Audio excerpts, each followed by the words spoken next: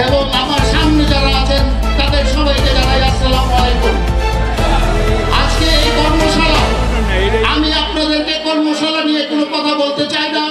আমাদের সিনিয়র যারা আছেন তারা এই কর্মশালা নিয়ে আপনাদেরকে বিবৃতি দেবেন। শুধু আমি আপনাদেরকে একটা কথা বলতে চাই, তারেক রহমানের প্রদত্ত এই কর্মশালা দেশ গড়ার কর্মশালা, তারেক রহমানের এই কর্মশালা জাতি গঠনের কর্মশালা, দেশকে আরো এগিয়ে নিয়ে যাওয়ার মতো কর্মশালা। আমি ধন্যবাদ জানাতে চাই যারা এই অনুষ্ঠানকে সফল করার জন্য আমাকে সহযোগিতা করেছেন, যারা বিগত কয়েকটা দিন যাবত ধন্যবাদ কষ্ট করেছেন আমার সাথে, আমি তাদের কাছে কৃতজ্ঞ। আমি ঢাকা মহানগর দক্ষিণ বিএনপির পক্ষ থেকে তাদেরকে সবাইকে রক্তিম লাল শুভেচ্ছা জানাচ্ছি। সংগ্রামী সাথী ও বন্ধুরা, আপনারা আজকে যে সমাবেশ করেছেন এটা আমাদের আরেকটি বিজয়ের লক্ষণ। আমরা ৭১-এ বিজয় পেয়েছি, আমরা ৫ই আগস্ট বিজয় পেয়েছি, আমরা বিজয় পেয়েছি আজকে এই কোতোয়ালি থানার এই সফল সমাবেশ করে। আমি আমার সিনিয়র লিডারদেরকে বলবো তারা যেন আমাদেরকে সঠিক একটা দিক নির্দেশনা দেন, আমরা কিভাবে আগামীতে চলবো, কিভাবে আমরা বাস্তবায়ন করব এই ৩১ দফা, কিভাবে আমরা ঘরে ঘরে পৌঁছিয়ে দিব এই ৩১ দফার মেসেজ। প্রিয় সাথী ও বন্ধুরা, আমি আমার এই অনুষ্ঠানকে আয়োজন করতে গিয়ে আমার কিছু ভুল ত্রুটি হয়েছে, সেজন্য আমি আপনাদের কাছে ক্ষমা প্রার্থী আমার মহানগরের নেতৃবৃন্দের কাছে, যে আমি আমার সামর্থ্য মতো কিছু করতে পারিনি। আমি চেষ্টা করার পরেও যদি আমার কোনো ভুল ত্রুটি থাকে আপনারা অনুগ্রহ করে আমাকে ক্ষমা সুন্দর দৃষ্টিতে দেখবেন। এই বলে আমি আমার বক্তব্য শেষ করছি। খোদা হাফেজ, বাংলাদেশ জিন্দাবাদ। আসসালামু আলাইকুম।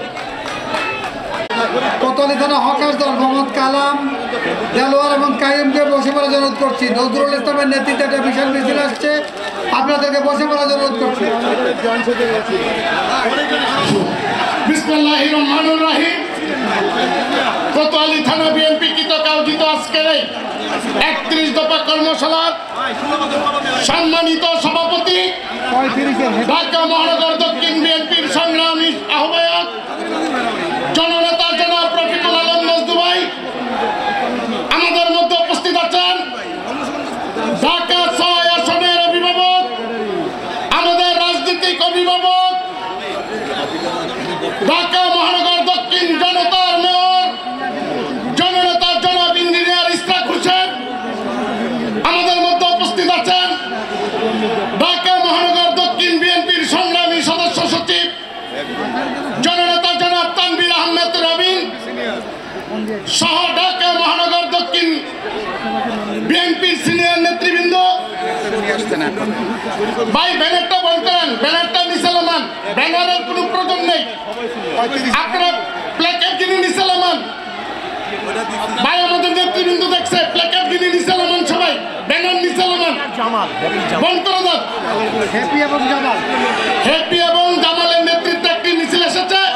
আমরা মিছিলকারী ভাইদেরকে ৩৫ নং ওয়ার্ড হ্যাপি এবং জামালের নেতৃত্বে আমরা মিছিলকারী ভাইদেরকে ধন্যবাদ জানাই। ওই জায়গায় থাকেন, আপনারা ওই জায়গায় থাকেন।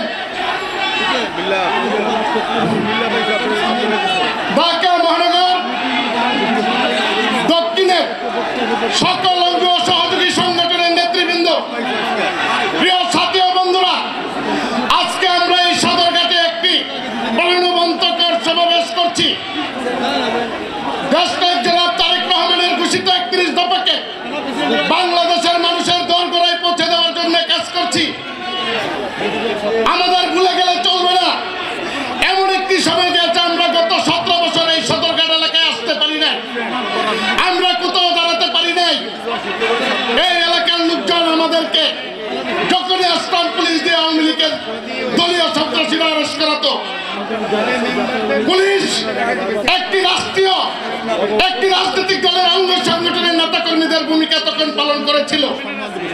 সকল জুলুম নির্যাতনকে মোকাবেলা করে গত ১৭ বছর রাজপথ আন্দোলনের মাধ্যমে আমাদের নেতা তারেক রহমানের সুদীর্ঘ নেতৃত্বে গত ৫ আগস্ট ছাত্র শ্রমিক গণ আন্দোলনের মাধ্যমে এই পেশিবাদী খুনি হাসিনাকে বাংলাদেশ থেকে আমরা উৎখাত করেছি। আজকে যখন বাংলাদেশের মানুষ একটি নিরপেক্ষ নির্বাচনের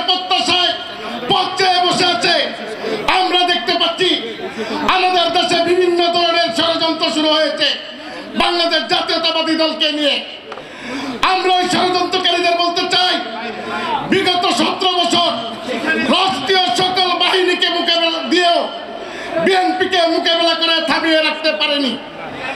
এখন আপনারা যারা ষড়যন্ত্র করছেন, বিএনপিকে ক্ষমতা থেকে দূরে সরিয়ে রাখবেন, নির্বাচন থেকে দূরে সরিয়ে দিবেন, নির্বাচনকে কালক্ষেপণ করে বিএনপিকে দুর্বল করবেন, আপনারা বুকাচরকে বাস করছেন। আমাদের নেতা তারেক রহমান আমাদের যখনই নির্দেশ দিবে আপনাদের এই সমস্ত ষড়যন্ত্র মোকাবেলা করার জন্য বাংলাদেশ জাতীয়তাবাদী দলের প্রত্যেকটি নেতাকর্মী তাদের রক্ত দেওয়ার জন্য প্রস্তুত আছে। কোন ষড়যন্ত্র করে আপনারা এই জাতীয়তাবাদী দলের অগ্রযাত্রাকে থামিয়ে রাখতে পারবেন না। আজকে যত ষড়যন্ত্র করেন আমরা বিভিন্ন সময় দেখি, নামে বেনামে আওয়ামী লীগের পদত্যাগীরা বিভিন্ন জায়গায় নাশকতামূলক কর্মকাণ্ড করে বিএনপির উপর দায় চাপানোর চেষ্টা করে। আমরা সবাই ওই সমস্ত ষড়যন্ত্র মোকাবেলার জন্য সজাগ আছি।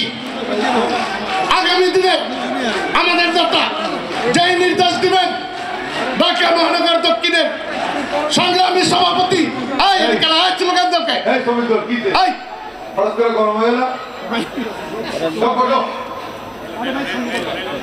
আমরা আমাদের নেতা রফিকুল আলম মজনু ভাই এবং ইঞ্জিনিয়ার ইশরাক হোসেন, তানভীর আহমেদ রবিন ভাইকে বলতে চাই, আপনাদের নেতৃত্বে ঢাকা মহানগর দক্ষিণ বিএনপি অন্য যে কোনো সময়ের চেয়ে অনেক শক্তিশালী।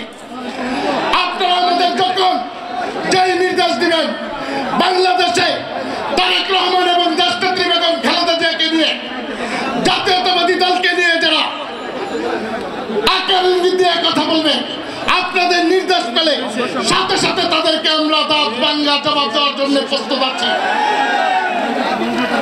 আমরা রাজপথে ছিলাম, রাজপথে আছি, রাজপথই আমাদের ঠিকানা।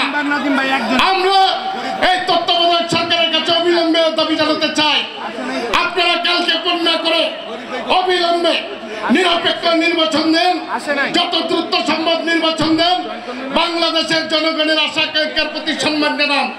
বাংলাদেশের মানুষ বিগত 18 বছর তারা ভোট অধিকার থেকে বঞ্চিত।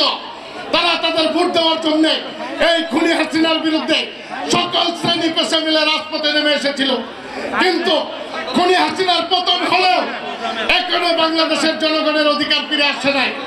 বাংলাদেশের মানুষ তাদের অধিকার ফিরে পায় নাই।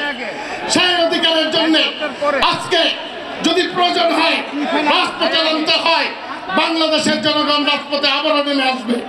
সুতরাং আমরা আপনাদেরকে হুঁশিয়ার করে বলতে চাই, অবিলম্বে নির্দলীয় নিরপেক্ষ নির্বাচন দেন।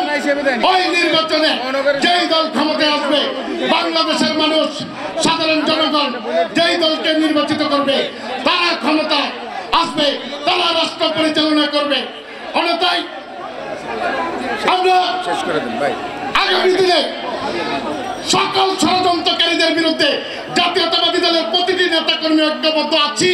ঐক্যবদ্ধ থাকার আহ্বান জানিয়ে আমি আমার বক্তব্য শেষ করছি।